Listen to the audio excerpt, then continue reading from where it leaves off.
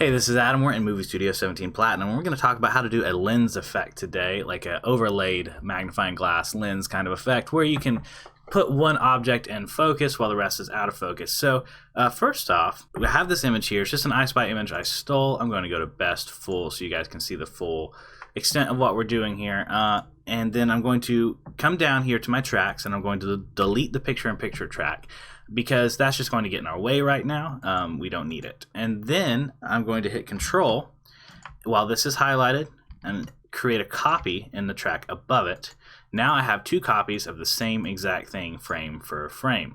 And so if I want this to have one blurred and the other one not, all I have to do is go to my video effects here and find the Gaussian blur, which is in the G's, and the medium blur should work fine. And I'm going to put it on this bottom one. And you're going to see that there's no change unless I move this top one out of the way. Now we can see the bottom one. It's all blurry, and the top one is all clear. And if I lower the opacity, you can slowly see through it to the bottom layer. This is where it gets simple. Just go to Video Effect, go to your Bezier masking, and grab like the circle and put it on the top one, and boom. Now we only see one section clear and the rest blurry. So we can size it better for what we're dealing with here. We can even make it more like an oval, like an eye, however you want it. And you can, with the masking options, it's the general options, but then here's the masking options. You can change the width, opacity, the feathering, all sorts of stuff. But what we're going to do is maybe add a touch of feather, and then we're going to go to location.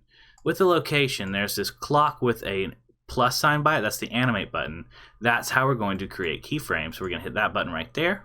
And then it's just a simple keyframe creation, which we've covered before. But let's go ahead and make this bigger so we can see it. If you have the sync cursor to media time selected on the bottom, whatever you select here will select in your media. So we can select at the beginning and start there. This is really short. Let's see, this is about 4 seconds. So let's make it a little bit longer. Let's make it 10 seconds so we can actually have a little time to see the sweeping movement we're going to do.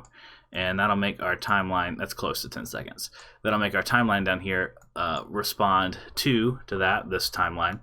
And so let's go kind of towards the end here and move this to another piece. So maybe this too. And then you can even do a smoother movement by right-clicking the slope here and hitting smooth fade. That would be more of a slow in, slow out. You can see how it kind of more slowly gets started and gains speed over time. Makes it look a little more natural. So now we're going to watch this back. It'll probably be a bit slow and laggy a touch because it's kind of a hard move on your computer sometimes. But when you render it out, it should be nice and smooth. You can use the arrow keys too to kind of check it in another way. But now we got this movement of clarity over a blur. If you're looking for more of a magnifying glass effect, what you'll want to do is go to your bottom one and get rid of the Gaussian blur, and instead make this top one, go to your vent pan crop button here and go to the corner and make it, that makes it a little smaller. So we want to make it a little bigger. So now when we do the same movement, you'll see it has a magnifying type effect. You can use this for highlighting, color changes, all sorts of things, just to give yourself one image that has kind of a different focusing. So it's a great way to highlight and focus on different things while still kind of seeing the whole context. Helps guide the viewer's eye. So thank you so much for watching. Like if this video helped you out. It's a simpler one. If you're new to video editing, I got tons of links in the descriptions that'll help you out. Subscribe if you're looking for more videos like this one. I will see you guys next time.